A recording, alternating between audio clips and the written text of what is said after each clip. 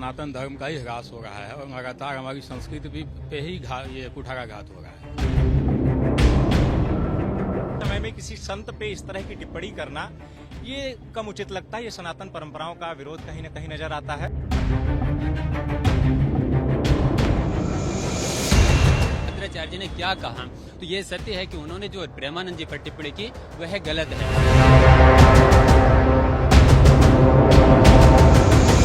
जगतगुरु राम भद्राचार्य के एक बयान को लेकर सियासी बखेड़ा शुरू हो गया है।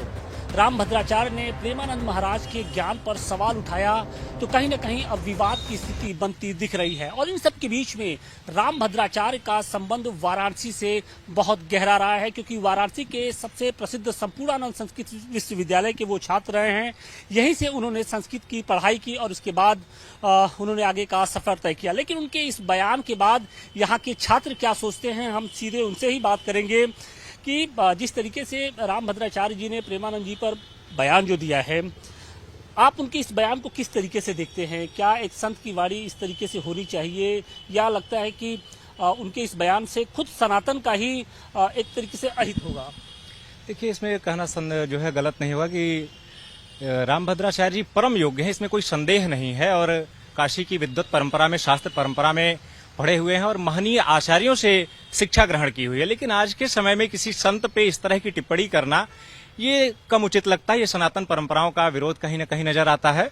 और प्रेमानंद जी महाराज के विषय में अगर हम कहें तो वह एक संत पुरुष हैं और संत पुरुष भक्ति मार्ग के संत पुरुष हैं। भक्ति मार्ग का भी हमारे यहाँ बड़ा योगदान रहा है। जैसे पूर्व में यदि हम देखें तो कहीं न कहीं रैदास, सूरदास आदि बहुत सारे ऐसे भक्त कवि रहे, कबीरदास आदि लोग, जिसमें भक्ति मार्ग से लोगों को कहीं न कहीं प्रेरित किए हैं और परमात्मा तक जाने का जो एक भक्ति मार्ग है वह भक्ति मार्ग से ले जाना चाहते हैं। तो इस तरह की टिप्पणी करना थोड़ा कम उचित लगता है। ज्ञान की रही बातें तो ज्ञान की अलग अलग परंपराएं हैं, सबके ज्ञान भिन्न भिन्न होते हैं। कहा जाता मुंडे मुंडे मतिर भिन्ना, सबके मत में अलग अलग चीजों को लेके अलग अलग विचार होते हैं और अलग अलग तरह की समझ होती है। तो भक्ति का अपना एक मार्ग है, प्रेमानंद जी का भक्ति मार्ग है। और मुझे नहीं लगता कि कोई ऐसी चीजें कभी उनकी आती हैं जो देश विरोधी या समाज विरोधी हो। लेकिन प्रेमानंद जी की जो लोकप्रियता है वो इस वक्त संतों के अगर हम बात करें तो सर्वोच्च पर दिखती है। क्या उसकी भी कोई जलन है क्या थोड़ी सी? क्योंकि बहुत सारे लोग कह रहे हैं कि इस तरीके से उनकी लोकप्रियता बढ़ती जा रही है, एक जलन भी हो सकता है। और दूसरा कि अगर दो संत आपस में इस तरीके से भिड़ते हैं या फिर बयानबाजी करते हैं तो कहीं ना कहीं सनातन धर्म का ही ह्रास होगा।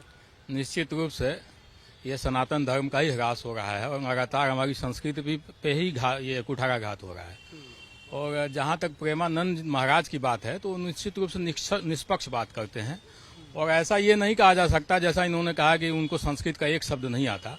तो संस्कृत तो भव सागर है, जितना आप ज्ञान अर्जित करेंगे उतना ही आगे बढ़ती जाएगी, उतना और आगे आपको इच्छा होगी कि इसको जो है अभी कम है, इसके आगे और है। तो संस्कृत का पूर्ण ज्ञान पे तो कोई एकाधिकार किसी का है नहीं और कोई इस विषय में बयान भी न दे।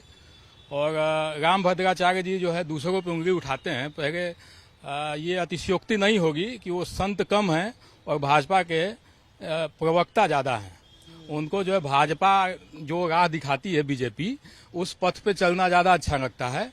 और जो है जो जगत गुरु की उपाधि है, देखिए हमारे यहाँ जो वो सियासी बयानबाजी ज्यादा, बिल्कुल सियासी बयानबाजी ज्यादा कर रहे हैं। और हमारे यहाँ जो परंपरा है, संस्कृत की जो परंपरा है, शास्त्र की जो परंपरा है, वो जो है शंकराचार्य हमारे यहाँ नियुक्त हैं। अगर किसी के विषय में अगर कोई संत या कोई ऐसी धर्मपीठ जो अगर किसी जो सनातन विरोधी बयान दे रहा है या देश विरोधी बयान दे रहा है तो हमारा उसका निर्णय करने के लिए हमारे शंकराचार्य हैं। निश्चित रूप से उनका बयान ही मान्य होगा। आचार्य कहे तो ज्यादा बेहतर होगा। लेकिन क्योंकि राम भद्राचार्य का संबंध आपके ही इस विश्वविद्यालय से है, यहीं से उन्होंने शिक्षा दीक्षा ली है, जिस संस्कृत को लेकर वो एक तरीके से चुनौती दे रहे हैं उसकी शिक्षा उन्होंने यहीं से ली है। जब आपने उनका ये बयान सुना तो आपको भी कुछ अटपटा लगा, और इसकी वजह से किसकी हानि होगी? क्या राम प्रेमानंद जी महाराज की हानि होगी या राम भद्राचार्य की या फिर सनातन की? मैं सर्वप्रथम आपको बता दूं कि न तो यहाँ प्रेमानंद जी महाराज को मैं बाद में लूंगा और जो है राम भद्राचार्य जी को बाद में लूंगा।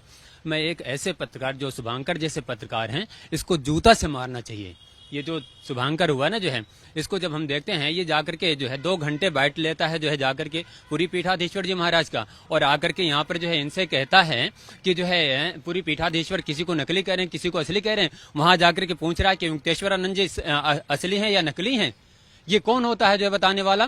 वहां जाकर के पूछ करके आ करके और यहाँ जो है विवाद करवा रहा है ये संतों पर, और फिर प्रेमानंद जी महाराज के विषय में जो है ये पहले जाकर के जब मिल लेता है और ये जान लेता है कि प्रेमानंद, देखिए वो पत्रकार की बात हम नहीं करेंगे, हम यहाँ बात रामभद्राचार्य की करेंगे। क्या आप उनके बयान से सहमत हैं, असहमत हैं, या आपको क्या लगता है क्या उसका क्या जो मूलभूत है वो देखिए कहीं न कहीं जो है शुभांकर हुए। और फिर यदि आप ये कहना चाह रहे हैं कि जो है रामभद्राचार्य जी ने क्या कहा, तो ये सत्य है कि उन्होंने जो प्रेमानंद जी पर टिप्पणी की वह गलत है। उससे पहले उन्होंने पुरी पीठाधीश्वर जी पर जो कहा वह गलत है। लेकिन ये जो है जो पत्रकार बंधु जो आपस में भिड़ाने का कार्य करते हैं, ये बिल्कुल कदापि सहनीय नहीं है।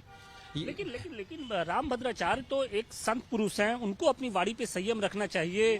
जिस तरीके से प्रेमानंद जी महाराज को लेकर उन्होंने टिप्पणी की है, देश का एक जो बड़ा धड़ा है वो कहीं न कहीं आहत दिख रहा है। देखिए, आप संत की बात किए तो संत हमेशा शांत रहता है, ठीक है ना, और वो संत नहीं है, वो लंठ है, ठीक है। और ये संपूर्णानंद हमेशा विद्वानों की भूमि रही है, कहीं नहीं कि उनको पढ़ा के लिखा के भेजा वहाँ पे, और ऐसे बयानबाजी कर रहे हैं हमारे शंकराचार्यों पे। तो वो क्या लगता है कि सनातन की ही हानि होगी? सनातन की हानि, और वो खुद सनातनी की हानि कर रहा है। वो अगला व्यक्ति बैठ के जगत गुरु बोल रहा है, वो खुद ही सनातन का विरोधी है।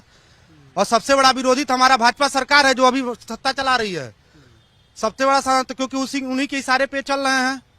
ये संत ही नहीं, लंठ है। और कल के डेट में देख रहे हैं उनके विषय में अगर कोई विरोध कर रहा है तो तमाम प्रकार की यातनाएं सहनी पड़ रही है। जरूर भाजपा का ही है। अभी मैं ये कह रहा हूं तो जरूर कहीं ना कहीं भाजपा मेरे ऊपर टारगेट करेगी। नहीं, भाजपा की टारगेट नहीं। आप उनके बयान को किस तरीके से देखते हैं, जिस तरीके से प्रेमानंद जी महाराज को लेकर उन्होंने जो बयान दिया है, आपका क्या कथन रहेगा?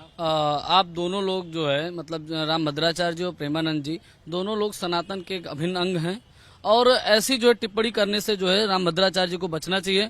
इससे सनातन की ही हानि है।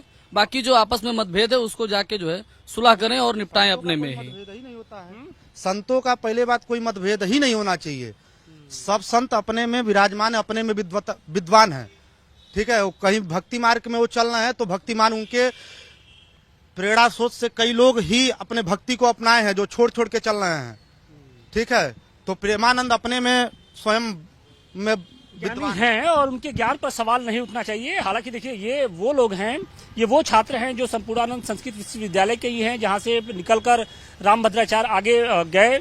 लेकिन ये छात्र भी उनके इस बयान से सहमत नहीं है, क्योंकि जिस तरीके से उन्होंने प्रेमानंद महाराज के ज्ञान पर सवाल उठाया, उससे न सिर्फ ये छात्र बल्कि देश का एक जो बड़ा तबका है वो कहीं न कहीं आहत दिख रहा है। सनातन धर्म का ही ह्रास हो रहा है और लगातार हमारी संस्कृति भी पे ही ये कुठाराघात हो रहा है। समय में किसी संत पे इस तरह की टिप्पणी करना ये कम उचित लगता है। ये सनातन परंपराओं का विरोध कहीं न कहीं नजर आता है। भद्राचार्य जी ने क्या कहा, तो ये सत्य है कि उन्होंने जो प्रेमानंद जी पर टिप्पणी की वह गलत है।